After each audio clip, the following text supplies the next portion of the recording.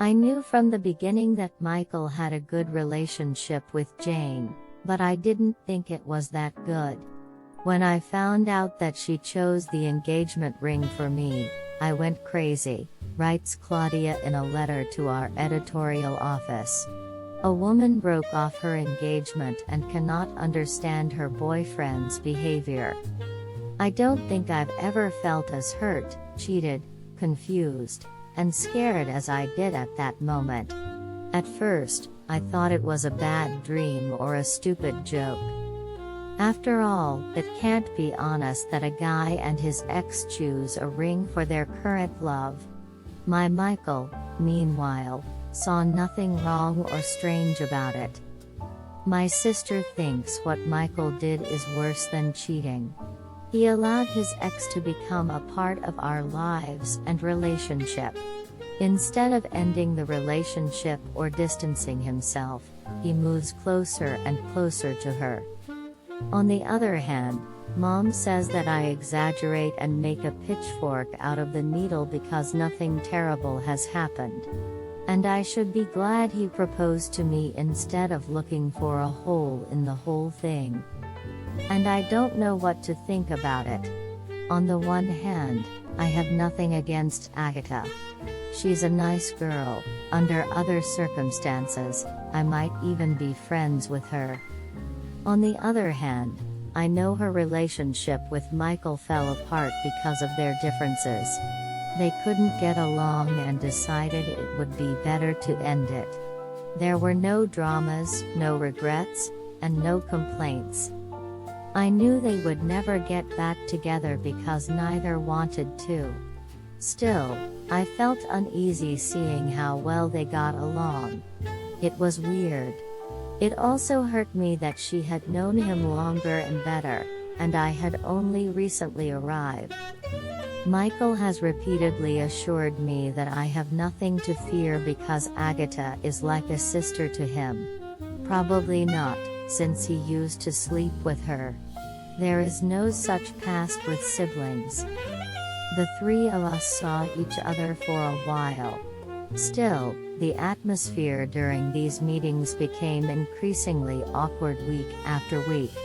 I couldn't be friends with his ex, though Jane really tried. She was nice to me, and not for show, but in a sincere way. But that didn't help because she was still his ex, the girl he'd once loved, slept with and planned a future with. I admit that I breathed a sigh of relief when these three of us meetings ended. Were the two seeing each other? I don't know. I didn't ask. I was afraid of the answer.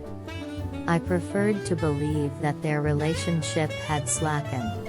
I didn't feel neglected. Everything was fine in our relationship. Michael spent a lot of time with me. He rarely went out alone. So I figured Jane was behind us. I was wrong. Michael proposed to me in our rented apartment. He prepared a candlelit dinner, and when we had finished eating, he knelt in front of me and asked if I would marry him. I was stunned for a moment, and then, of course, I agreed. I was happy with him, and even though we didn't talk about it, I felt it was only a matter of time before we married because we both wanted it. So, on the one hand, I was a bit surprised by the proposal, but on the other, I knew that this moment would come sooner or later. It was a unique, very intimate moment, or so I thought. I was glad Michael didn't propose to his family or friends or in public. I just wanted it to be ours. And she, or rather they, destroyed it.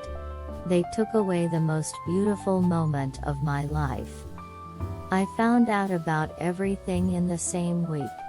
We sat with friends and played board games. At some point, the subject of our engagement began. Someone asked if I liked the ring. I replied that it was beautiful and that Michael was perfect for my taste. I think Jane, said my boyfriend's friend then. From the look on his face, I realized he had slipped and wasn't supposed to say it. When I looked at the rest of my friends, I realized that everyone knew about it except me. I felt like an idiot but decided to put on a good face for a bad game. It wasn't until we left that I asked Michael if it was true. He nodded and quickly wondered if it was a problem. At that moment, I burst into tears. Of course, it was a problem. The fact that he's dating an ex, and that's hiding it from me, is one thing. I might have swallowed it. But the fact that his ex was involved in our engagement is not. He'd probably invite her to the wedding, too. And then maybe he chose a godmother for our child? I felt betrayed and humiliated. He was supposed to choose this ring for me, not her. She shouldn't be in this story at all. I told Michael the first didn't want to live in such a triangle. And that I don't trust him anymore. Even if he and Jane are just friends, their friendship bothers me. And he understood nothing. He stared at me with wide-eyed confusion. He really didn't know what I meant or why I was mad. Finally, he apologized, but I felt it wasn't sincere. Michael was sure he hadn't done anything wrong. She started with an apology and assured her that there was nothing between her and Michael. She swore they were just friends, and I believed her. But it bothered me anyway. I didn't want my boyfriend to be friends with my ex, talk to her about me, our engagement, or pick out a ring with her. Some other girls may be able to accept it. But it was too much for me.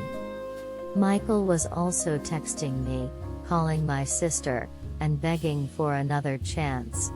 I'd give it to him if he'd only promised to sever all contact with Jane.